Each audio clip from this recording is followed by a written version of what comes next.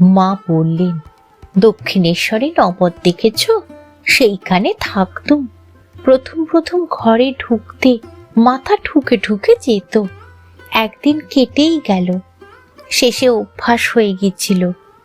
দরজার সামনে গেলেই মাথা নুয়ে আসতো। কলকাতা হতে সব মোটাসোটা মেয়ে লোকেরা দেখতে যেত, আর দরজায় দুদিকে হাত দিয়ে দাঁড়িয়ে বলতো, আহা, কি ঘরেই আমাদের সীতালক্ষ্মী আছেন গো, যেন বনবাস গো। নলিনী ও মাকুকে লক্ষ্য করে, তোরা হলে কি একদিনও সেখানে থাকতে পারতিস? তারা বললেন, না পিসিমা, তোমার সবই আলাদা। আমি বললুম, গুরুদাস বর্মনের বইয়ে পড়েছি, শেষে নাকি আপনাকে একখানি ৮ চালা ঘর করে দিয়েছিল, এবং ঠাকুর একদিন সেই ঘরে গিয়ে খুব বৃষ্টি আরম্ভ হওয়ায় নিজের ঘরে আসতে পারেননি। মা, কই মা, কোথায় ৮ চালা? অমনি চালা ঘর।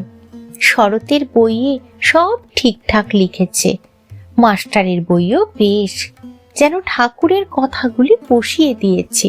কি মিষ্টি কথা! শুনেছি ওই রকম বই আরো ৪-৫ খণ্ড হতে পারে, এমন আছে। তা এখন বুড়ো হয়েছে, আর পারবে কি?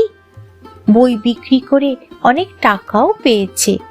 শুনেছি সে টাকা সব জমা রেখেছে।